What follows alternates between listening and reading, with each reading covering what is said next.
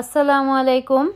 তো সকাল সকাল আমি আর আজমি বের হয়ে যাচ্ছি একটা কাজে।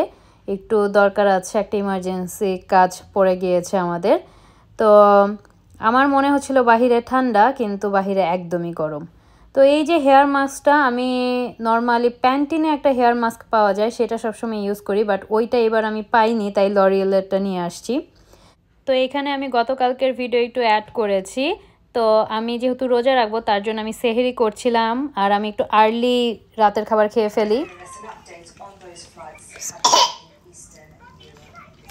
Now, South Sudan's cabinet has endorsed a 2-year extension of the transitional government, which means national elections will be delayed.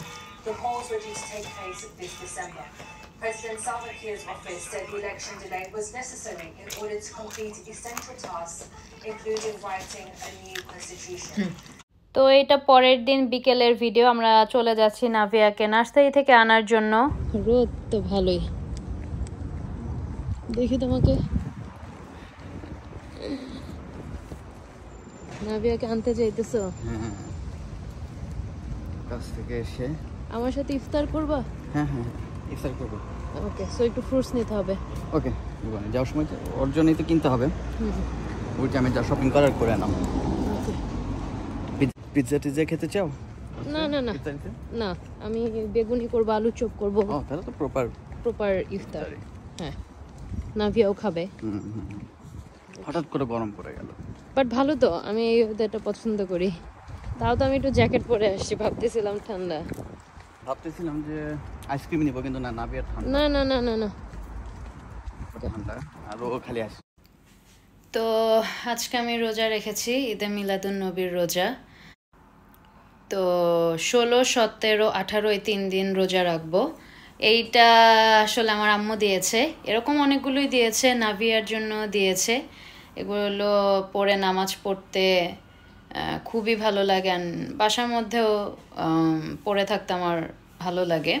তো এখন আমি ইফতার প্রিপেয়ার করব, কারণ আমি আর নাভি একসাথে ইফতার করব। তো দেখা যাক কি ইফতার বানাই, টুকটাক, বেশি কিছু বানাবো না। তো ভেবেছিলাম প্রপার ইফতার বানাবো, পেঁয়াজু, আলুর চপ, বেগুনি, কিন্তু হঠাৎ করে মাইন্ড চেঞ্জ করে ফেললাম, কারণ আমার শরীরটা খুব একটা ভালো লাগছিল না।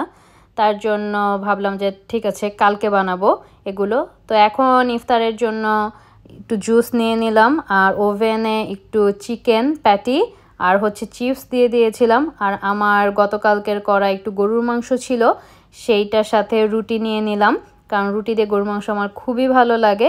আর সাথে আপেল কেটে নিয়েছি। তো এই নর্মাল ইফতার দিয়েই আজকে ইফতারিটা করব। আর সাথে ডেজার্ট হিসাবে আমার কলিগ যে ডোনাট দিয়েছিল, সেই ডোনাটটা রেখেছি। আসলে ডোনাট আমার খুব যে বেশি পছন্দ তা না, তবে কিছু কিছু ডোনাটস আমার ভালো লাগে।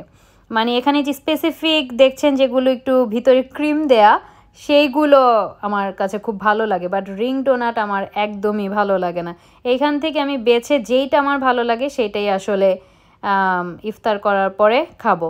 তো চটজলদি করে এগুলো ইফতারের জন্য রেডি করেছি। আমার আজকে অন্যান্য আইটেম আর করতে ইচ্ছা করছিল না। আজমিও বললো ঠিক আছে, অন্য কিছু করতে হবে না, তোমার যেটা ভালো লাগে সেটাই তুমি করে একসাথে খাই আসো। তো ইফতার করার পরে এখন একটা কফি তো লাগবেই। সারাদিন আমি কফি খাইনি, কফি ছাড়া কেমন জানি আমার শরীর চলেই না, মাথাও ব্যথা করছিল।